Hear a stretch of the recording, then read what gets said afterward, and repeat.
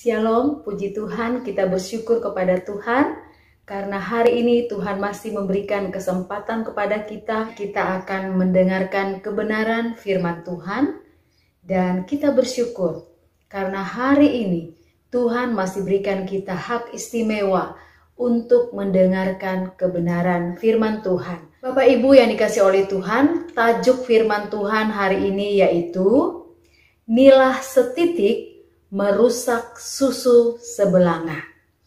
Ini merupakan peribahasa atau idiom dalam bahasa Indonesia yang artinya satu kesalahan dapat merusak begitu banyak kebaikan yang sudah kita lakukan.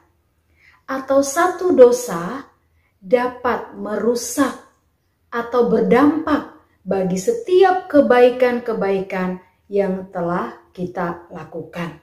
Nah, teks yang akan kita baca hari ini terdapat di dalam Yosua pasal 7 ayat 1 dan juga Yosua pasal 7 ayat 25. Saya akan bacakan bagi saudara-saudara sekalian. Yosua pasal 7 ayat 1, dosa dan hukuman akan. Tetapi orang Israel berubah setia dengan mengambil barang-barang yang dikhususkan itu. Karena Akan bin Karmi bin Zabdi bin Zera dari suku Yehuda mengambil sesuatu dari barang-barang yang dikhususkan itu. Lalu bangkitlah murka Tuhan terhadap orang Israel. Ayat yang ke-25. Berkatalah Yosua, seperti engkau mencelakakan kami, maka Tuhan pun mencelakakan engkau pada hari ini. Lalu seluruh Israel melontari dia dengan batu. Semuanya itu dibakar dengan api dan dilempari dengan batu. Iya. Sedemikian jauh pembacaan firman Tuhan. Berbahagialah kita yang membaca, merenungkan dan melakukan kebenaran firman Tuhan ini dalam hidup kita masing-masing. Bapak Ibu yang dikasih oleh Tuhan, nila setitik merusak susu sebelanga. Nila berasal dari sebuah tanaman di mana dapat membuat warna, dapat menjadi warna tanaman itu.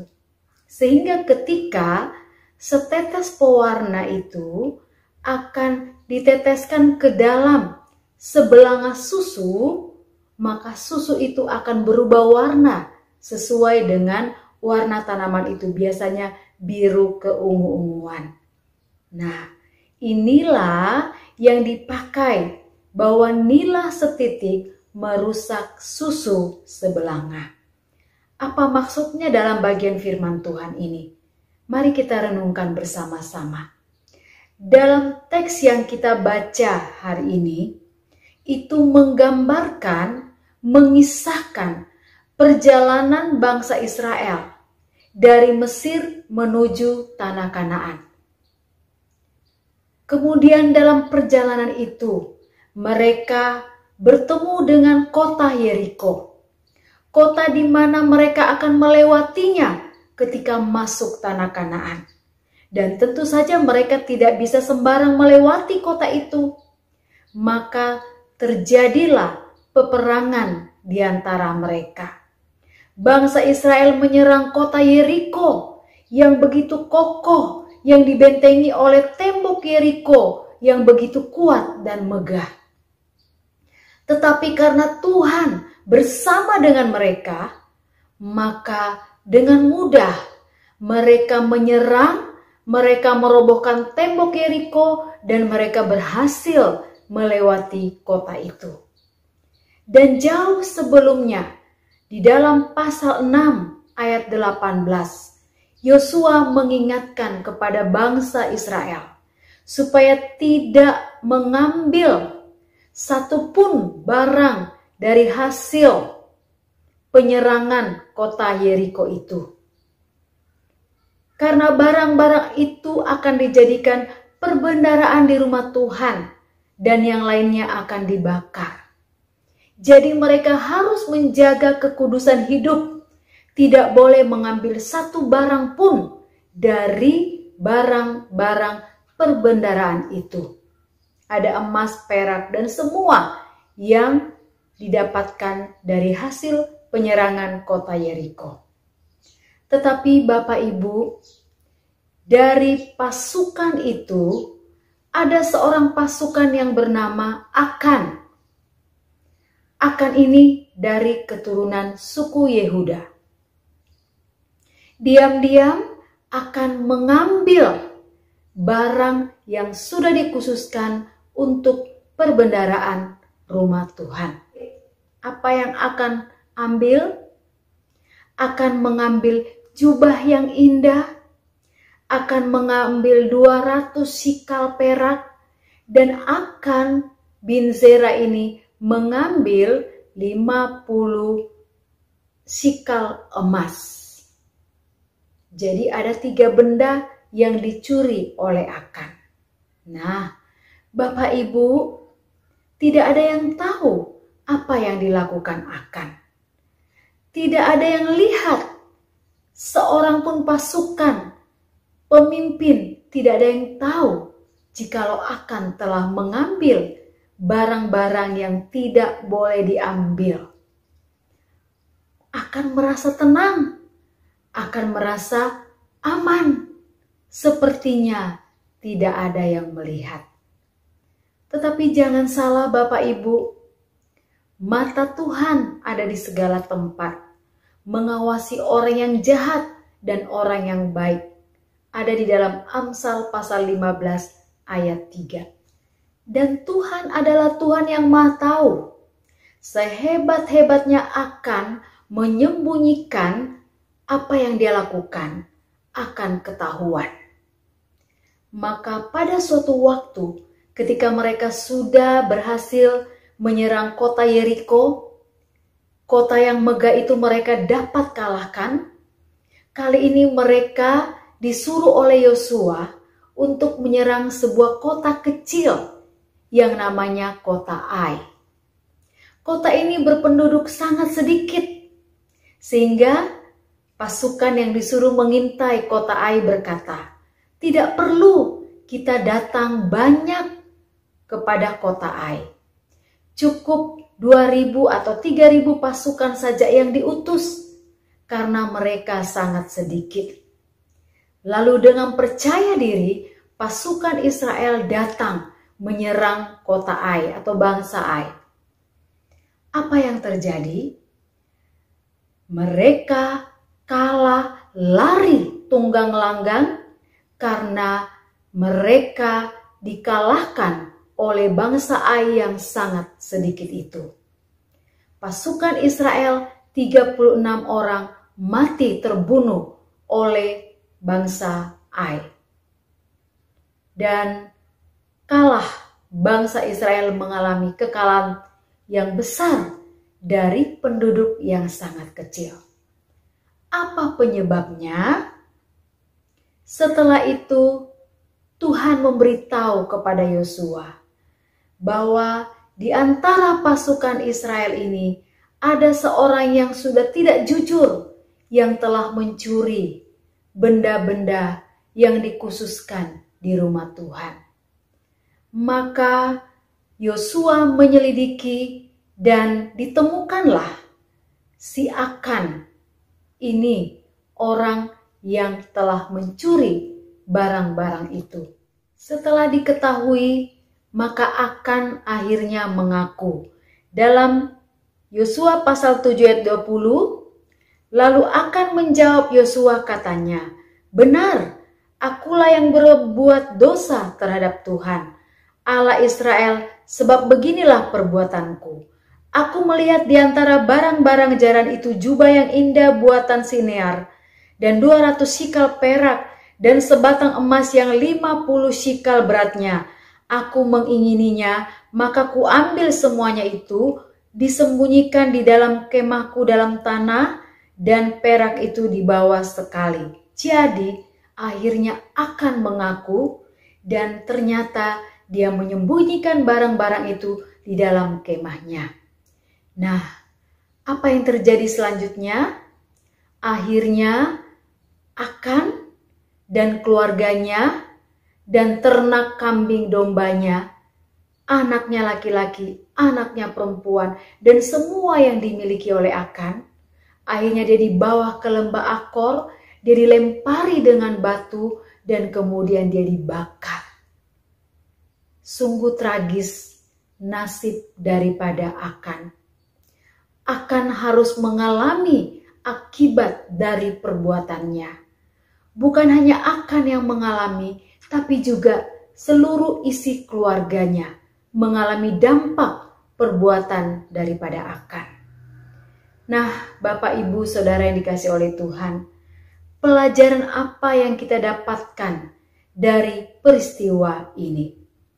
Yang pertama adalah sedalam-dalamnya kita menyembunyikan satu kesalahan, sehebat-hebatnya kita menutupi kesalahan kita, pasti cepat atau lambat akan dibukakan oleh Tuhan. Tidak ada yang dapat disembunyikan di mata Tuhan. Sedalam-dalamnya kita bersembunyi, ke ujung-ujung manapun kita bersembunyi, secanggih-canggihnya kita menutupinya, akan ketahuan juga. Yang keduanya, kita harus ingat, dampak dari perbuatan itu bukan hanya kita yang akan menerimanya, tetapi anak cucu kita, keluarga kita, orang terdekat kita, sanak saudara kita, usaha kita, pelayanan kita, pekerjaan kita, semua yang kita lakukan akan terkena imbas atau akibat dari semua perbuatan kita. Bukan hanya sekarang, mungkin belum sekarang kita menerima akibat. Bisa besok, bisa lusa, bisa setahun kemudian, bisa kepada kita langsung, bisa kepada anak kita, cucu kita, keluarga besar kita. Karena kita harus ingat, apa yang kita tabur, pasti kita akan menuainya. Jadi kita harus mengingat itu. Kita harus mencamkan itu. Tetapi ada berita gembiranya. Berita gembiranya adalah Tuhan itu Maha Pengampun. Tuhan itu panjang sabar. Tuhan itu selalu terbuka untuk kita ketika kita mau datang kepadanya. Untuk itu Bapak Ibu yang dikasihi oleh Tuhan, jikalau ada kesalahan, ada pelanggaran yang sedang kita sembunyikan, ada sesuatu yang kita tidak terbuka di hadapan Tuhan, bertobatlah. Akuilah di hadapan Tuhan, terbukalah di hadapan Tuhan. Tuhan sangat menghargai pengakuan kita. Dia akan menyambut kita, Dia akan mengampuni kita, Dia akan memulihkan kita, dan Dia akan mengangkat kita kembali. Kuncinya hanya ada pada kita. Kita mau datang atau tidak. Yang pasti Tuhan selalu terbuka untuk kita. Kita masih ingat kisah anak yang hilang? Ketika anak bungsu yang hilang pergi jauh menghambur-hamburkan uang warisan yang dia telah dapatkan. Tetapi ketika dia kembali, bapaknya menerima dengan senang hati. Begitu juga dengan Tuhan. Ketika kita melakukan dosa, dan kita datang menyesali semua kesalahan kita. Yesaya 1 ayat 18, sekalipun dosamu merah seperti kermisi, akan putih seperti salju. Sekalipun merah seperti kain kesumbar, akan putih seperti bulu domba. Dan di Amsal pasal 28 ayat 13, siapa yang mengakui pelanggarannya akan disayangi, tetapi siapa yang menutupi pelanggarannya tidak akan beruntung. Jadi, mari Bapak Ibu yang dikasihi oleh Tuhan, waktu belum terlambat. Masih ada kesempatan. Selama kita masih hidup, Tuhan masih memberikan kesempatan bagi kita untuk bertobat. Jangan sampai kita kebal, kita keras, kita tidak mau mendengar suara Tuhan hari ini. Kita tidak mau mendengar firman Tuhan berkata kepada kita. Dan kita keraskan hati. Dan kita menerima hukumannya. Kita berharap kita belum sampai menerima hukuman. Tapi kita telah bertobat. Kita telah menyesal. Kita telah mengakui. Dan kita memperbaikinya. Dan Tuhan memulihkan kita. Jikalau Tuhan sudah memulihkan kita, kita sudah datang dengan hancur hati di hadapan Tuhan, menyadari semua kegagalan kita. Yakinlah, Tuhan akan pulihkan kita. Tidak mungkin Tuhan memberikan kita batu ketika kita minta roti. Tuhan akan pulihkan dan kembali memberikan kelegaan, kembali memberikan ketenangan, kembali memberikan kedamaian kepada masing-masing kita. Dan jikalau kita tetap menutupnya, tetap menyimpannya, dan tidak mau mengakuinya, bukan hanya kita yang akan kena akibat. Usaha kita akan hancur. Kalau kita hamba Tuhan, pelayanan kita akan hancur. Kalau kita bisnismen, hubungan relasi dengan rekan-rekan teman bisnis akan hancur. Bisnis kita akan hancur. Kalau kita seorang bapak, ibu, rumah tangga akan hancur berantakan. Anak-anak akan mengalami kekacauan. Untuk itu, jangan berlama-lama. Tangan Tuhan tetap terbuka. 1 Yohanes 1 ayat 9. Jika kita mengaku dosa kita, Ia setia dan adil, Ia akan mengampuni kita. Tidak seorang pun di antara kita yang suci dan kudus. Saya pun orang berdosa. Dan firman Tuhan hari ini telah mengingatkan dan mengoreksi saya. Saya harus minta ampun di hadapan Tuhan. Mungkin kita tidak mencuri seperti Akan. Tapi mungkin kita dalam pelayanan tidak benar-benar bertanggung jawab. Itu juga adalah dosa. Mungkin kita mencuri waktunya Tuhan.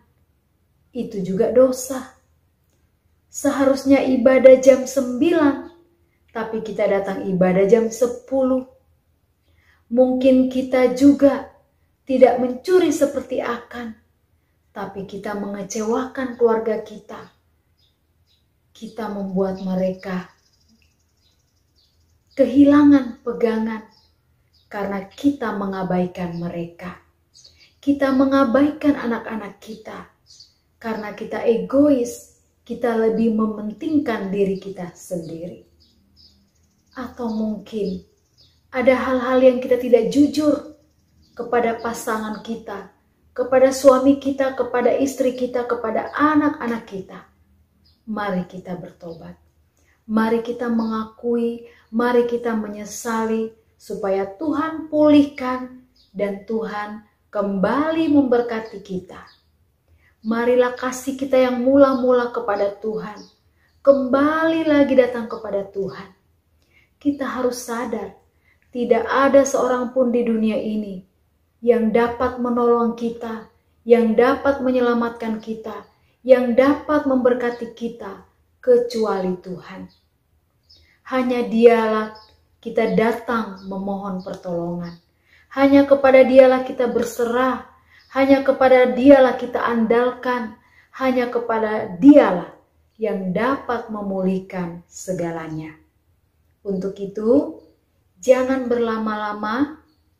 Jikalau Tuhan sudah berbicara di hati kita, mari kita bersama-sama datang, mengakui, menyesali, minta ampun, dan memperbaiki hidup kita. Tuhan masih beri kesempatan. Tuhan Maha Pengampun, Tuhan Maha Penyayang, dan Tuhan tetap mencari kita, menunggu kita untuk datang kepadanya. Biarlah firman Tuhan hari ini menjadi berkat bagi kita. Nilah setitik merusak susu sebelanga, tetapi sekalipun dosa kita merah seperti kermisi, akan putih seperti salju jikalau kita mengakui dan kita mau datang kepada Bapa yang Maha Pengampun. Tuhan Yesus memberkati. Shalom.